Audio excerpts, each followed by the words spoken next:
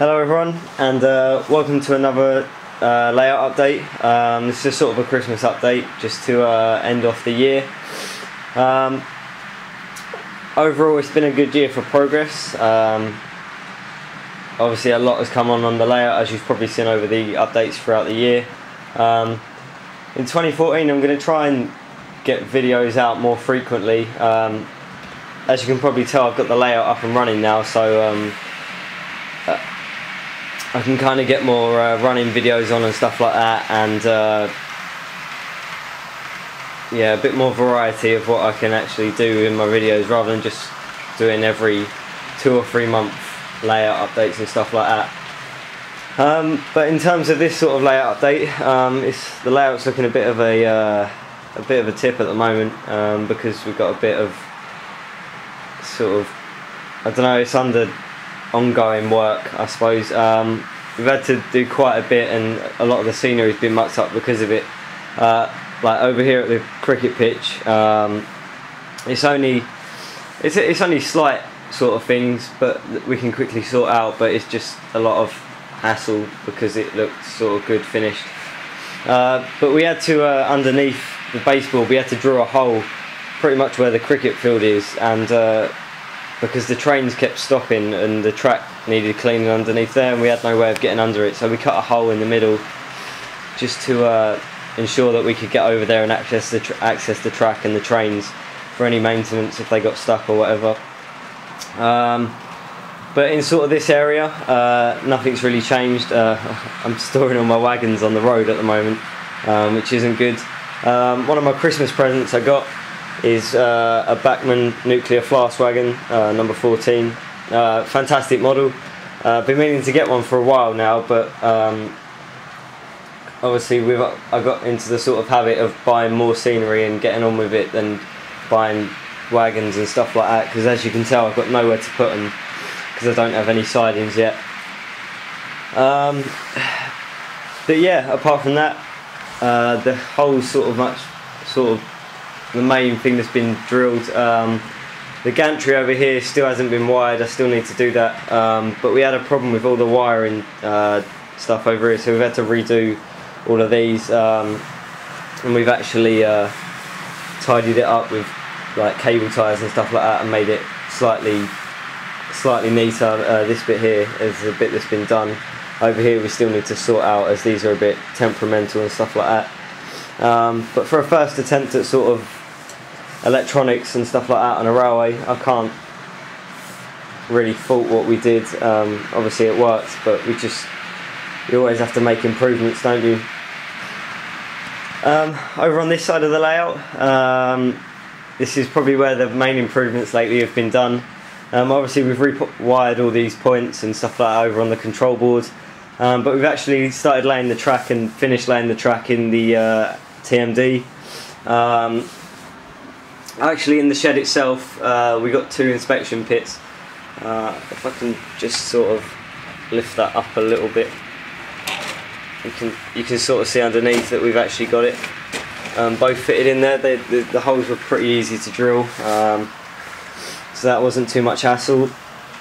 Yeah, over here we used Insel Frog points from the old layout, both there and there. So what we had to do on these 3 and in them 2, we've had to link these tracks into the main track using wires, so that we can have electric currents constantly in the TMD area. Obviously then we can have our engines stored in there and like move any about or stuff like that, and just have them sitting there with their lights on, because it adds for better effects and stuff like that. But apart from that, the sort of plan is with this area is to get it gravelled. I mean, I've still got to add concrete sort of area there. I'll put a fueling point here, but it's all a bit of a tip really. I need to tidy it up, and then see where we go from there. Obviously I'll add some yard lights, and the point motors still need to be fitted there and there. And then I think with this washing plant we can't really fit it in over there, so what we're going to do, we're going to bring it over into here. We're going to have a couple of lines run through here, because obviously we've got a point there and a point behind me. So we're going to have like 3 lanes over here, and we're going to put sort of a washing plant in the middle of that. which shouldn't look too bad.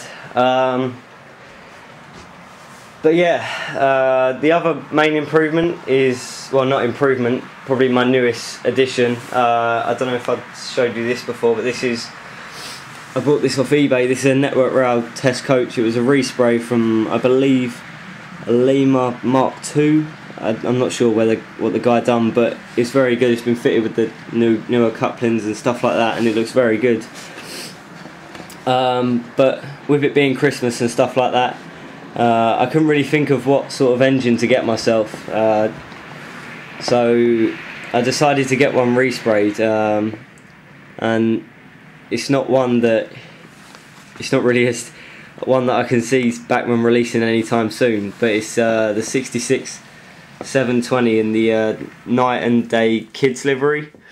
This was done again, if you remember back in my older videos, by Jerry Baker. He done my Colas Rail Class 66, and I got in contact with him about this, and well, my dad did, because he wanted it to sort of be a surprise for Christmas. But yeah, I basically got it resprayed. It's got two different liveries, which is kind of a problem, because I'm going to have to start running it on different tracks so you can see both sides.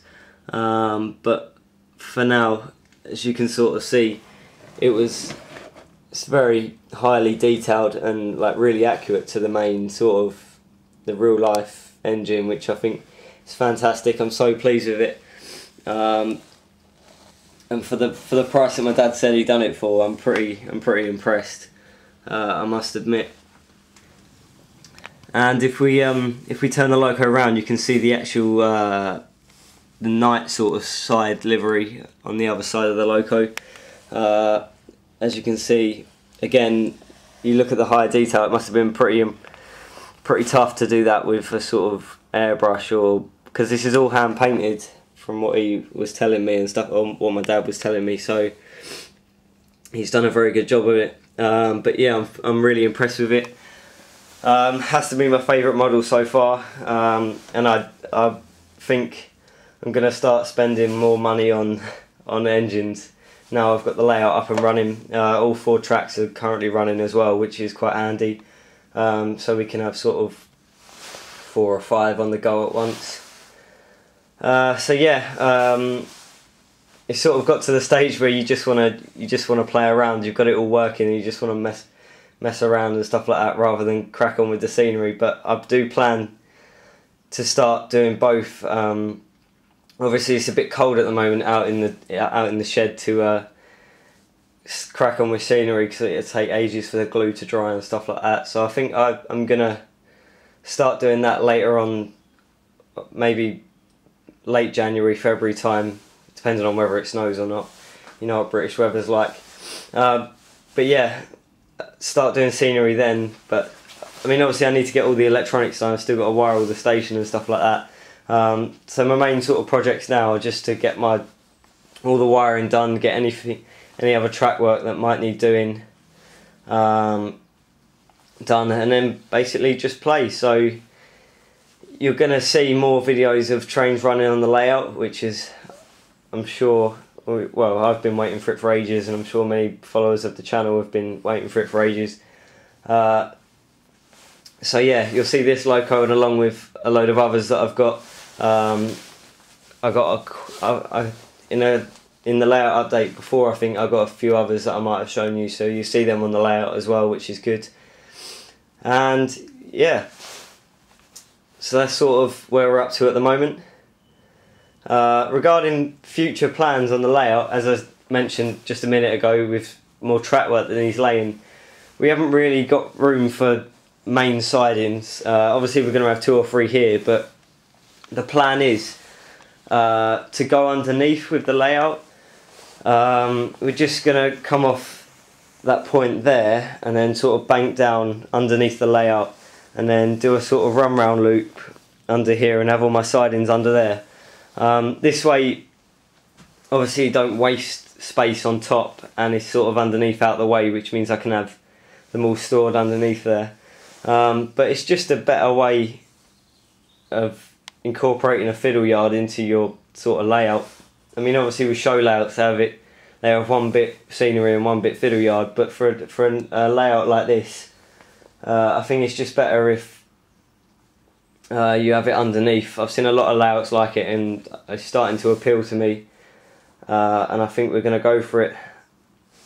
I aim to have about eight or nine rows in there.